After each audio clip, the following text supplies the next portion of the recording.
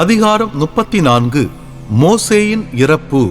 அதன்பின் மோசே மோவாபு சமவெளியிலிருந்து எரிகோவுக்கு கிழக்கே நெபோ மலையில் உள்ள பிஸ்காவின் உச்சிக்கு ஏறிச் சென்றார். ஆண்டவர் அவருக்கு தான் வரையில் உள்ள கிளையாது நாடு முழுவதையும் காட்டினார்.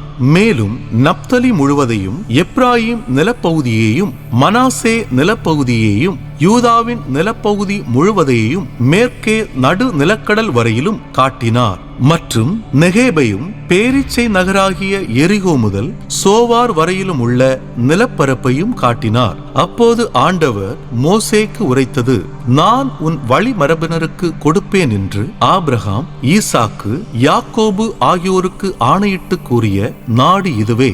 உன் கண்களால் நீ அதை பார்க்கும்படி செய்துவிட்டேன். ஆனால் நீ அங்கு போக மாட்டாய். எனவே ஆண்டவர் கூறியபடியே அவர்தம் ஊழியர் மோசே மோவாபு நாட்டில் இறந்தார். மோவாபு நாட்டில் பெத்பகோருக்கு எதிரே உள்ள பள்ளத்தாக்கில் ஆண்டவர் அவரை அடக்கம் செய்தார். ஆனால் இன்று வரை எந்த மனிதருக்கும் அவரது கல்லறை இருக்குமிடம் தெரியாது. மோசே இறக்கும்போது அவருக்கு வயது 120. அவருடைய கண்கள் மங்கினதும் இல்லை, அவரது வலிமை குறைந்ததும் இல்லை. மோவாபு சமவெளியில் இஸ்ரேல் மக்கள் மோசேக்காக 30 நாட்கள் துக்கம் கொண்டாடினார்கள். பின்பு மோசேக்காக இஸ்ரேல் மக்கள் அழுது துக்கம் கொண்டாடிய நாள்கள் நிறைவுற்றன.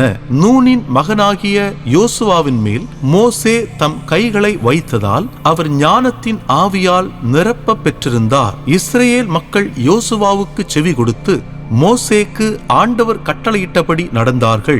ஆண்டவர் நேருக்கு நேர் சந்தித்த மோசேயை போல் இறைவாக்கினர் வேறெவரும் இஸ்ரேலில் இதுகாரும் எழுந்ததில்லை. ஏனெனில் எகிப்து நாட்டில் பார்வோனுக்கும் அவன் அலுவலருக்கும் அவன் நாடு முழுவதற்கும் அடையாளங்களையும் அரும் செயல்களையும் செய்யும்படி ஆண்டவர் மோசேயை அனுப்பினார்.